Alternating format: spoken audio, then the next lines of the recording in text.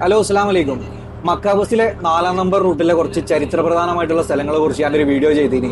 ജബൽ സൗറി, ജിന്നുപള്ളി, മക്ബറത്തുൽ മുഅല്ല, അങ്ങനെ കുറച്ച് സ്ഥലങ്ങളെ കുറിച്ചൊരു വീഡിയോ ചെയ്തിനി. അപ്പൊ അതിന്റെ രണ്ടാം ഭാഗമാണ് കേട്ടോ ഈ വീഡിയോ.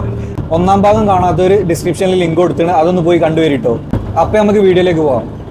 അപ്പൊ ഇതിന്റെ കൂടെ വരുന്നത് അൻവറാണ് എന്റെ ക്യാമറാമാന്. അൻവറും അജാസും ഉണ്ട്. അപ്പൊ നമുക്ക് എല്ലാവരും കൂടി പോയിട്ട് സ്ഥലങ്ങളൊക്കെ ഒന്ന് കണ്ടുവരാം. നമുക്ക് ഇറങ്ങേണ്ട അടുത്ത സ്റ്റോപ്പിലാണ് കേട്ടോ ജബൽ സൗർ 195. നമ്മൾ നേരത്തെ കാണിച്ച മസ്ജിദുൽ മിഹ്റാബി 194. ഇനി ഇറങ്ങേണ്ടത് 195. അതിന്റെ നേരെ ഓപ്പോസിറ്റ് ഉള്ള സ്റ്റോപ്പ് ഗുലോ. ഇറങ്ങാ അപ്പൊ നമ്മൾ 195ാമത്തെ സ്റ്റോപ്പിൽ എത്തുന്നു കേട്ടോ. അപ്പോൾ ഇതാണ് ജബൽ സൗറിന്റെ സ്റ്റോപ്പ് വരുന്നത്.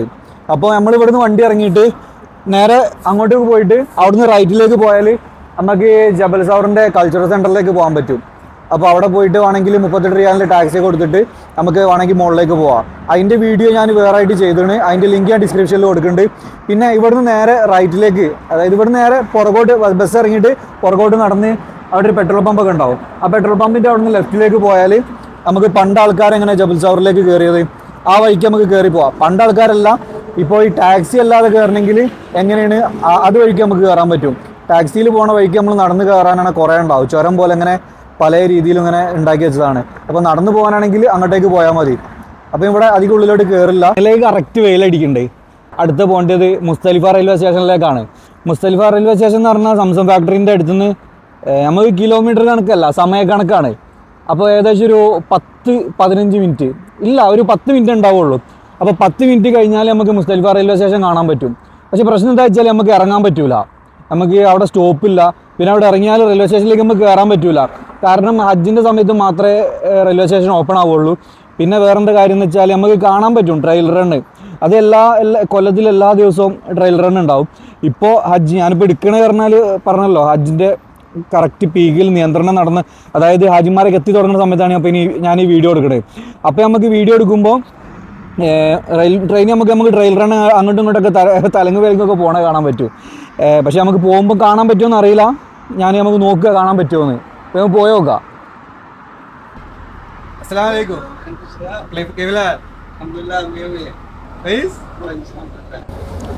അപ്പോൾ നമ്മൾ മുന്നേ കാണാനുണ്ടോ റെയിൽവേ സ്റ്റേഷൻ.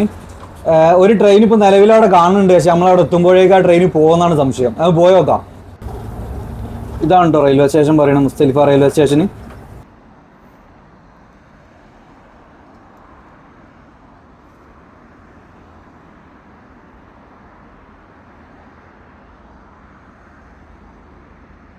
പിന്നെ ഈ കാണുന്നതാണ് മുസ്തലിഫയിലെ ടെൻറ്റുകൾ.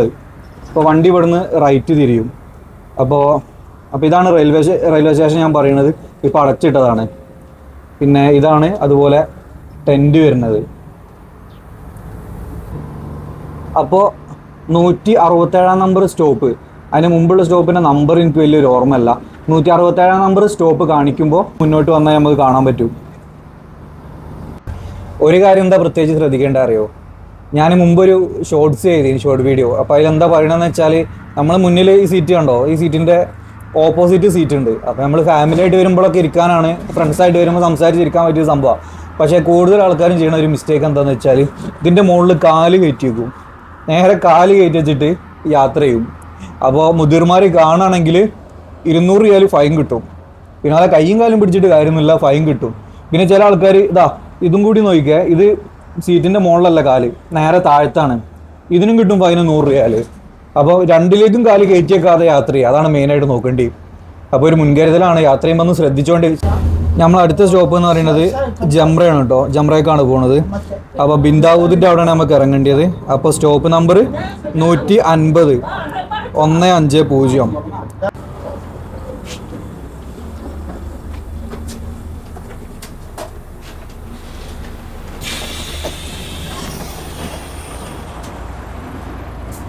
ഇതാണ് നമ്മളെ സ്റ്റോപ്പ്.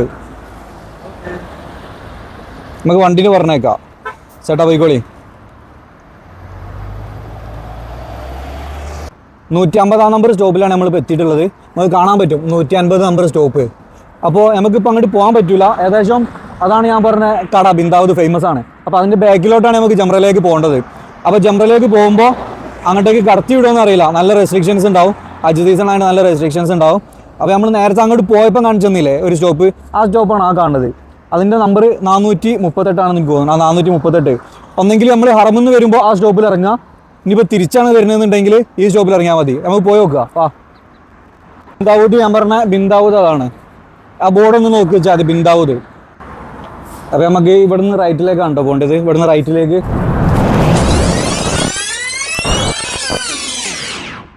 ഇപ്പോൾ ജംറന്ന് 8 റിയാലിന് ഹറമിലേക്ക് ബസ് ഉണ്ട്. ഇതാണ് ആ ബസ്. ഇതിൻ്റെ ഉള്ളിൽ ടിക്കറ്റ് എടുക്കുന്ന ആളുണ്ട്. 8 റിയാലാണ് വില. പക്ഷേ നിലവിൽ ഇപ്പോൾ ഹജ്ജിൻ്റെ സീസൺ ആയതുകൊണ്ടായിരിക്കും 8 റിയാലിന് ടിക്കറ്റും ഈ സർവീസ് ഉള്ളതെന്നാണ് എനിക്ക് തോന്നുന്നത്. ഹജ്ജ് കഴിഞ്ഞാൽ അത് ഉണ്ടാവുമെന്ന് എനിക്കറിയില്ല. ഇൻഷാ അല്ലാഹ് ഞാൻ അറിയുകയാണെങ്കിൽ അപ്ഡേറ്റ് നൽകാം. അപ്പോൾ നമ്മൾ ജംറൻ്റെ അവിടെ എത്തിന് കേട്ടോ. അപ്പോൾ ജംറ കാണിക്കുന്നതിന് മുമ്പ് ഒരു കാര്യം, ഈ കാണുന്നുണ്ടല്ലോ ഈ ടെർമിനൽ 2025 ഹജ്ജിന് നമ്മളെ മക്ക ബസ് ഒരു സർവീസ് ഉണ്ടായിന്. ഹറമെന്ന് ജംറയിലേക്കുള്ളൊരു സ്പെഷ്യൽ സർവീസ്. അതിൻ്റെ നമ്പർ എന്ന് പറയുന്നത് 8S ആണ്. ഇപ്പോൾ 2025 ഉണ്ടായിരുന്നു, ഇക്കൊല്ലം ഉണ്ടാകുമെന്ന് വിചാരിക്കണേ. കൺഫേം ആയിട്ടൊരു ഒഫീഷ്യലായിട്ടൊരു കാര്യം വന്നിട്ടില്ല. അപ്പോൾ വരികയാണെങ്കിൽ ഞാൻ അറിയിക്കുക. പിന്നെ ഇത് മറ്റേ പാർക്കിംഗ് ആണ്, മക്ക ബസ്സിൻ്റെ അല്ല, മറ്റേ ബസ്സിൻ്റെ പാർക്കിംഗ്. ഇത് നമുക്ക് കാണാൻ പറ്റും. അപ്പോൾ നമുക്ക് ജംറ കാണാം. അപ്പോൾ ഈ കാണുന്നതാണ് ജംറ. ജംറൻ്റെ ഫസ്റ്റത്തെ കല്ലെറിയണ തൂണാണ് ആ കാണുന്നത്. അതിൻ്റെ മുകളിൽ കാണാൻ പറ്റും, തൂണിൻ്റെ നേരെ മുകളിൽ കാണാൻ പറ്റും ഒരു ടെൻറ്റ് പോലെ അടിച്ച് വെച്ച് കാണാൻ പറ്റും. അവിടെയാണ് ജംറ വരുന്നത്. പിന്നെ മസ്ജിദുൽ ബയ എന്ന് പറയുന്ന ഒരു പള്ളിയുണ്ട് ഇവിടെ. അതിൻ്റെ ചരിത്രം കാര്യങ്ങളും ഇൻഷാ അല്ലാഹ് ഞാൻ അടുത്ത വീഡിയോയിലോ നമുക്ക് ഒഴിവുള്ളപ്പോൾ എങ്ങാനും ചെയ്യാൻ നോക്കാം. മസ്ജിദുൽ ബയക്കുള്ള വഴിയാണിത്. പിന്നെ ഞാൻ അവിടെ കാണിച്ചു തന്നൊരു സാധനം, അത് കാണില്ല മുകളിൽ, ആ കാണുന്നതാണ് റെയിൽവേ ട്രാക്കിൻ്റെ എൻഡ്. അറഫ മിന മുസ്തലിഫ റെയിൽവേൻ്റെ ട്രാക്കിൻ്റെ എൻഡാണ് അവിടെ വരുന്നത്. അപ്പോൾ വണ്ടി ഏകദേശം ഇവിടെ നിന്ന് എടുത്തിട്ട് ജംറയിൽ നിന്ന് എടുത്തിട്ട് അറഫ വരെയാണ് സർവീസ് ഉണ്ടാവുക. അത് കഴിഞ്ഞാൽ പിന്നെ റെയിൽവേൻ്റെ യാർഡിലേക്കും വണ്ടി പോവുക, യാർഡിലേക്ക്. അപ്പോൾ ഇത്ര ദൂരമേ ഉള്ളൂ. ജിദ്ദയ്ക്കും കാര്യങ്ങൾക്കും ഒന്നും വണ്ടി ഉണ്ടാവില്ല. ഇതിൻ്റെ ഹജ്ജിൻ്റെ സീസണിൽ മാത്രം ഓടാൻ അതിന് വേണ്ടി ഉണ്ടാക്കിയ പ്രത്യേക റൂട്ടാണിത്. റൂട്ടല്ല, പ്രത്യേക ട്രെയിനാണ്. നമ്മൾ ജംറൻ്റെ മുമ്പിൽ എത്തിയാണ് കേട്ടോ. ജംറൻ്റെ എൻട്രീൻ്റെ മുമ്പിൽ എത്തിയാണ്. ഇതാണ് കേട്ടോ ജംറൻ്റെ എൻട്രി. ഇത് കാണാൻ പറ്റും, ജംറ 2nd ഫ്ലോർ.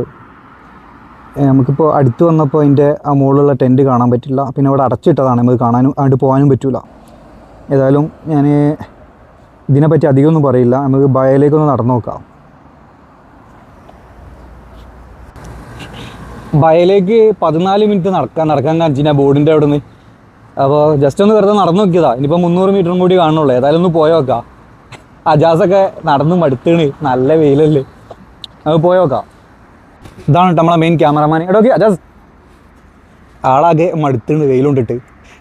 ഇന്റെ കൂടെ വന്നാല്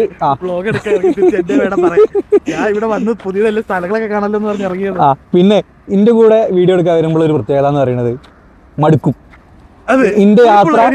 ഇന്റെ യാത്ര ദുർഘടവും കഠിനവും ബാക്കി എനിക്കറിയില്ല. അങ്ങനത്തെ യാത്രയൊക്കെ ഉണ്ടത്. കൂടുതലും ബസ് യൂസ് ചെയ്തിട്ടാണ് ഞാൻ പോയത്. ടാക്സി അങ്ങനെ വിളിക്കലില്ല. ഫ്രീ ആയിട്ട് ബസ് സർവീസ് ഉണ്ടാകുമ്പോൾ എന്തിന് ടാക്സി വിളിക്കണം? പണി കിട്ടുമോ? എന്തായാലും ക്യാമറമാൻ അടിപൊളിയാണ് കേട്ടോ, ഒന്നും പറയാനില്ല. എൻ്റെ വീഡിയോയിൽ ഫുള്ള് ഞാൻ തന്നെ വീഡിയോ എടുക്കില്ല, അതുകൊണ്ട് വലിയ മിച്ചൊന്നും ഉണ്ടാവില്ല. പക്ഷേ ഈ വീഡിയോ ഇൻഷാ അല്ലാഹ് എനിക്ക് തോന്നണേ അടിപൊളിയായിരിക്കും എന്ന് തോന്നണേ. നമ്മൾ നോക്കുക, എഡിറ്റൊക്കെ ചെയ്തിട്ട് കണ്ടു നോക്കിയിട്ട് നിങ്ങൾ അഭിപ്രായം പറയേണ്ടി. ഞങ്ങൾ ജംറൻ്റെ ഏകദേശം ഇവിടെ വരെ എത്തി. പക്ഷേ അൽബയ പള്ളി കാണിക്കുന്നത് ആ ഭാഗത്താണ്. പക്ഷേ അവിടെ നെറ്റ് വെച്ചിട്ട് അടച്ചതാണ്, നെറ്റ് പിന്നെ വഴിയൊക്കെ അടച്ചുവെച്ചതാണ്. അപ്പോൾ അതിൻ്റെ ഉള്ളിലേക്ക് പോകാൻ പറ്റില്ല. അപ്പോൾ ഇനി എപ്പോഴാണ് തുറക്കാമെന്നറിയില്ല. തുറക്കുകയാണെങ്കിൽ തുറക്കുമ്പോൾ ഞാൻ കാണിച്ചു തരുന്നുണ്ട് ഇൻഷാ അല്ലാഹ് വിചാരിക്കുന്നുണ്ട്. അപ്പോൾ പള്ളി ഇവിടെ നിന്ന് നോക്കിയിട്ട് കാണുന്നില്ല എവിടെയാണെന്ന്. അതിൽ ഭായിമാരെ കിട്ടുമോ നോക്കട്ടെ, ചിലപ്പോൾ ഓല് കാണിച്ചു തരും, ഓലിക്ക് അറിയാൻ പറ്റും. ഏതായാലും ഇനി കാണാൻ പറ്റില്ല എന്നുണ്ടെങ്കിൽ നമ്മൾ നേരെ അടുത്ത് പോകുന്നത് ജബലന്നൂർക്കാണ്. അപ്പോൾ നമ്മൾ ജബലന്നൂർക്കാണ് പോകണേ. ജബലന്നൂർ കയറാനല്ല, ജബലന്നൂർ കാണുള്ളൂ. ജബലന്നൂർക്ക് കയറണമെങ്കിൽ എങ്ങനെ പോകാമെന്ന് ഞാൻ നേരത്തെ പറഞ്ഞ പോലെ പോവാം. 9H ജിന്നുവളിൻ്റെ അവിടെ 9H കയറാണെങ്കിൽ ജബലന്നൂറിലേക്കുള്ള ബസ് ഉണ്ട്, അതിൽ പോവാം. ഇപ്പം നമുക്ക് ജബലന്നൂരിലേക്ക് കാണാം, ജബലന്നൂർ കാണാൻ നമുക്ക്. ഏതായാലും അതിൽ നമുക്ക് അതേ സ്റ്റോപ്പിൽ വന്നിട്ട് 4 നമ്പർ ബസ് കയറിയാൽ നമുക്ക് അവിടെ പോകാൻ പറ്റും. ഇപ്പൊ 4 നമ്പർ ബസ്സിൽ നമുക്ക് കയറാവാം. സോറി, അസ്സലാമു അലൈക്കും. അൽഹംദുലില്ലാ.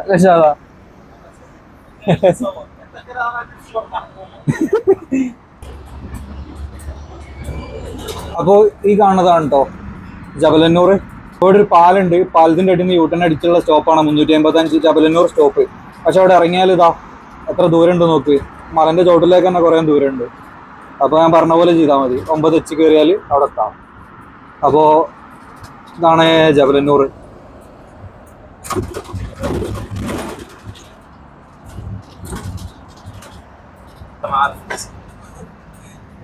കേട്ടോ ജബലന്നൂർ സ്റ്റോപ്പ്.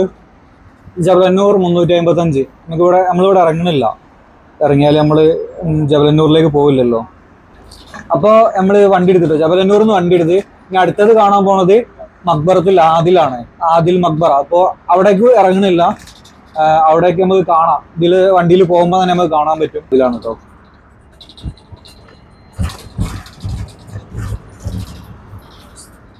ഇവിടെ എപ്പോഴും ബെറിങ് നടക്കുന്നുണ്ട്. കവറടക്കം നടക്കുന്ന സ്ഥലമാണ്.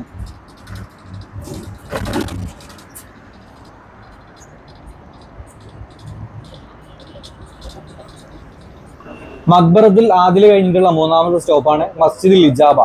അവിടെയും കുറെ ചരിത്രങ്ങളുണ്ട്. അതിനെപ്പറ്റി നമുക്ക് പിന്നീട് സംസാരിക്കാം. അപ്പോൾ ഇതിൽ കാണുന്ന 143 നമ്പർ സ്റ്റോപ്പാണ് മസ്ജിദുൽ ഇജാബ വരുന്നത്. അപ്പോൾ മസ്ജിദുൽ ഇജാബയിൽ ഇറങ്ങാം. നമ്മൾ മസ്ജിദുൽ ഇജാബിന്റെ സ്റ്റോപ്പ് എത്തി നമുക്ക് ഇറങ്ങാം. ശുക്രൻ.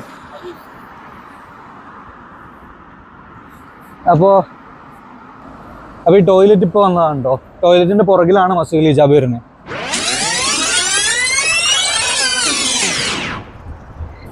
അപ്പോൾ ഇതാണ് കേട്ടോ മസ്ജിദുൽ ഇജാബ.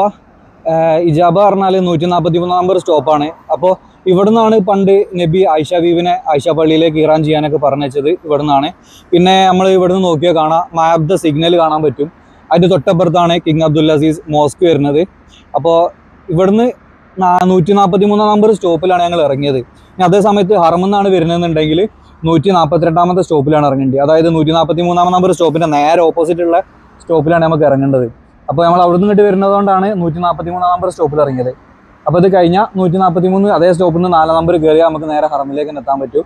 ജിന്നു പള്ളി, മക്ബറത്തുൽ മുഅല്ല, പിന്നെ ഞാൻ ആദ്യം പറഞ്ഞ 2 പള്ളികൾ എല്ലാം നമുക്ക് പോകേണ്ടത് ഇവിടുന്ന് 143 നമ്മൾ ഇറങ്ങിയ സ്റ്റോപ്പിൽ നിന്ന് തന്നെ കയറി 4 നമ്പറിൽ കയറിയാൽ നമുക്ക് അങ്ങോട്ടൊക്കെ പോകാൻ പറ്റും. അപ്പോൾ നമുക്ക് അങ്ങോട്ട് പോയി നോക്കാം.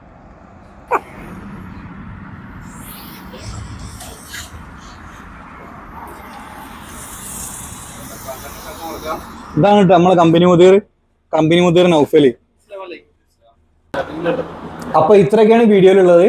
അപ്പോൾ പല റൂട്ടുകളും പല റൂട്ടുകളും പല സ്ഥലത്തേക്ക് പോകുന്നുണ്ട്. അപ്പോൾ അത് ഏതൊക്കെ റൂട്ടാണ് ഏതൊക്കെ ബസ്സാണ് പോകണമെന്ന് അറിയണമെന്നുണ്ടെങ്കിൽ നിങ്ങൾക്ക് കമൻറ്റ് ചെയ്തോളി, ഞാൻ കറക്റ്റ് പറഞ്ഞുതരാം. പിന്നെ അപ്പോൾ അടുത്ത വീഡിയോയിൽ നമുക്ക് കാണാം ഇൻഷാ അല്ലാഹ്. അസ്സലാമു അലൈക്കും.